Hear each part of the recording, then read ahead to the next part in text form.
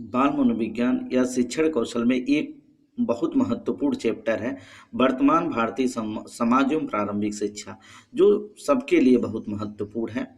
आते हैं, देख लेते हैं, इसको समझते हैं। वर्तमान समय में वोट की राजनीति ने नई जाति संगठनों को जन्म दिया है। बिल्कुल सही बात है। जैसे पिछड़ा वर्ग, दलित वर्ग, अल्पसंख्यक और सामान्य वर्ग।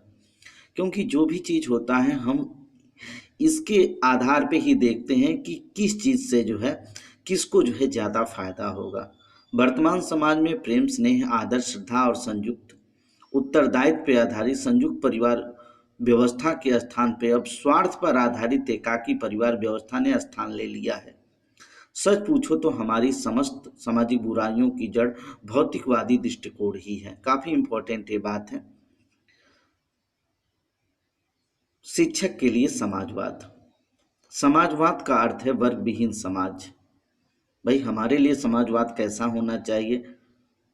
अर्थात ऐसा समाज जिसमें व्यक्ति व्यक्ति में जाति, संस्कृति, धर्म और लिंग के आधार पर किसी प्रकार का भेद न किया जाए, अर्थात सभी को समान महत्व मिलता रहे, उसी को समाजवाद कहते हैं। यह शिक्षक के लिए समाजवाद है। अगर शिक्षक इस प्रकार की चीज को अपने अंदर जो है अडॉप्ट करेगा तो सही रूप से वो शिक्षक रहेगा। अब आते हैं, एक बहुत महत्वपूर्ण चीज है कि हमें सबसे पहले समानता को जो है जानना पड़ेगा। संविधान में कुल 22 भाग हैं और 22 भाग के में संविधान के भाग 3 में जो है प्रदत्त मौलिक अधिकारों को जो है प्रदत्त मौलिक अधिकारों को प्रदत्त मौलिक अधिकारों में पहला मौलिक अधिकार समानता का अधिकार है। और यहाँ पे अगर संविधान द्वारा जो हमें समानता के जो अधिकार दिए गए हैं इसको हम देखते हैं तो उसके बाद हमें समानता समझ में आ जाएगी। विधि के समक्ष समता, जाहिर सी बात है, कानून के समक्ष जो है सारे लोग समान हैं। धर्म, मूल, वंश, जाति एवं लिंग के आधार पर भेदभाव नहीं किया जा सकता। ये भी काफ़ी इम्पोर्टेंट है कि हम धर्म, मूल, वंश, जाति और लिंग के आधार पर भेद नहीं कर सकते हैं।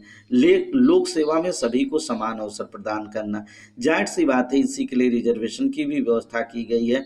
क्योंकि पता चला कि एक जो है धनाढ्य और समृद्ध वर्ग जो है सही तरीके से सारी चीज़ों का लाभ लेकर उसकी मेरिट भी ऊपर चली जाती है। तो ये कोई इसलिए जो है ये कहा गया है कि लोक सेवा में सभी को समान अवसर मिले। और इसमें पता चला कि समाज के उस वर्ग को भी हम दें जहाँ तक सारी सुख सुविधाएं जो है नहीं मिल पाई हैं, लेकिन यह जातिगत आधार पे हो के नहीं, आर्थिक आधार पे होना चाहिए। अस्पृश्यता, छुआछूत का अंत, काफी इंपॉर्टेंट है। अस्पृश्यता या छुआछूत का अंत। लेकिन अनुच्छेद 16 में सबसे पहली बात, भाई सबसे पहले जाति व्यवस्था को समाप्त करना होगा, तब आर्थिक आधार पे जो है लाया जा सकता है। जब तक जाति व्यवस्था नहीं समाप्त हो पाएगी तब तक आर्थिक आधार पे जो है आरक्षण लाना जो है काफ़ी काफ़ी चैलेंज है, काफ़ी चुनौतीपूर्ण है। इस नाते हम इस पर कुछ कहेंगे नहीं। अनुच्छेद 17, अस्पृश्यता या छुआछूत का अंत, काफ़ी इम्पोर्टेंट है और जो अभी भारत में विद्यमान है। शैक्षिक और सैनिक उपाधियों के अतिरिक्त सभी उपाधियों का अंत, जो अंग्रेजों द्वारा राय बहादुर जो है जैसी उपाधियां जो है दी गई थी, इन उपाधियों का जो है बिल्कुल जो है अंत कर देना चाहिए। और अभी भारत में इसका अंत नहीं हुआ है। लोगों की जाति के द्वारा ही जो है संबोधित किया जाता है। और उसमें जैसे ठाकुर साहब, यादव जी, ठीक है, तो जो अपने एक संभ्रांत स्थिति को जो है प्राप्त कर लिए हैं वे खान साहब, इस तरह से जो है तमाम। लेकिन यह अनुच्छेद 18 में जो है ये चीज़ें जो है मान्य नहीं है। बस केवल 2 चीज़ है कि शैक्षिक और सैनिक उपाधियों के अतिरिक्त सभी उपाधियों का अंत होना चाहिए। तो जो हमारे संविधान में ही महत्वपूर्ण अवधारणा है वहीं से भी समानता हमें नहीं मिल पाई है। और इसके लिए जो है ये मौलिक अधिकार है, इसके लिए हम न्यायालय में भी जा सकते हैं, न्यायालय इस चीज़ को सुनता भी है, लेकिन धीरे धीरे हम इसकी तरफ अग्रसर हो रहे हैं। अब आते हैं, वर्तमान भारतीय समाज और प्रारंभिक शिक्षा को समझने के लिए धर्मनिरपेक्षता को भी जानना चाहिए। धर्मनिरपेक्षता का सामान्य अर्थ है हमारा लोकतंत्र किसी भी धर्म पर आधारित नहीं है। भारतीय संविधान के मूल अधिकार भाग 3 में ही धर्मनिरपेक्षता अनुच्छेद 25 से लेके 28 तक जो है धार्मिक स्वतंत्रता का प्रावधान है। हमारे जो है 7 पहले मौलिक अधिकार थे, जिसमें संपत्ति के अधिकार को 44वां संविधान संशोधन द्वारा समाप्त कर दिया गया। कुल मिला के जो है 6 मौलिक अधिकार मिले।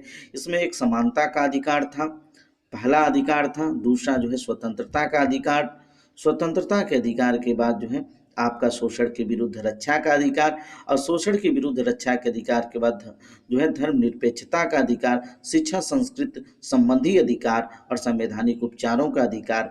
तो इसमें भाग 3 में जो है अनुच्छेद 25 से लेकर 28 तक धार्मिक स्वतंत्रता का जो है प्रावधान है। अर्थात हमारे यहाँ कोई भी नीति ऐसी नहीं बननी चाहिए जो धर्म के आधार पर बने। तो टीचर को धर्मनिरपेक्षता भी जानना पड़ेगा और उसे जानना पड़ेगा कि हमारा कोई भी विशेष धर्म नहीं है, हमारा सिर्फ एक धर्म है और वो है मानव धर्म। हमारा जो है पूरी तरह से सेवा जो है मानवता के लिए हो। अब आते हैं थोड़ा सा न्याय को समझ लेते हैं। सही बात है, ये न्याय अभी तक भारत को नहीं मिल पाया है। भारतीय लोकतंत्र जो है सामाजिक, आर्थिक और राजनीतिक न्याय का पक्षधर है। सामाजिक रूप से, आर्थिक रूप से और राजनीतिक रूप से जो है हमें न्याय मिले, यह चीज़ जो है अभी असंभव से प्रतीत हो रही है। भारतीय लोकतंत्र में जब तक अस्पृश्यता का उन्मूलन नहीं होगा, जब तक 6 से 14 वर्ष तक के बच्चों को समान शिक्षा का अवसर नहीं मिलेगा, तब तक ये चीज़ जो है नहीं हो सकती है। इस नाते सबसे पहले अस्पृश्यता, छुआछूत का अंत हो, 6 से 14 वर्ष के सभी बच्चों को शिक्षा के अधिकार के समान अवसर दिया जाए, पुरुष और स्त्रियों को समान अधिकार देकर सामाजिक न्याय का कार्य किया जाए। तो इस प्रकार से एक टीचर को न्याय समझना पड़ेगा और 6 से 14 वर्ष के हर बच्चे का एक जो है मौलिक अधिकार है। अब आते हैं राष्ट्रीय लक्ष्य। टीचर के अनुसार राष्ट्रीय लक्ष्य क्या होना चाहिए? वर्तमान भारतीय समाज और प्रारंभिक शिक्षा, जिसमें पूरी जिम्मेदारी जो है वर्तमान भारतीय समाज में प्रारंभिक शिक्षक की एक जिम्मेदारी होती है और इस जिम्मेदारी से भी हमेशा प्रश्न पूछे गए हैं।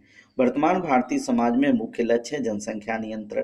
जाहिर सी बात है, जनसंख्या अगर जो है काफ़ी बढ़ेगी तो उसके बाद जो है हमारे प्राकृतिक संसाधन जो है कम हो जाएंगे और हम हर व्यक्ति को जो है हर योजनाओं का लाभ नहीं दे सकते हैं।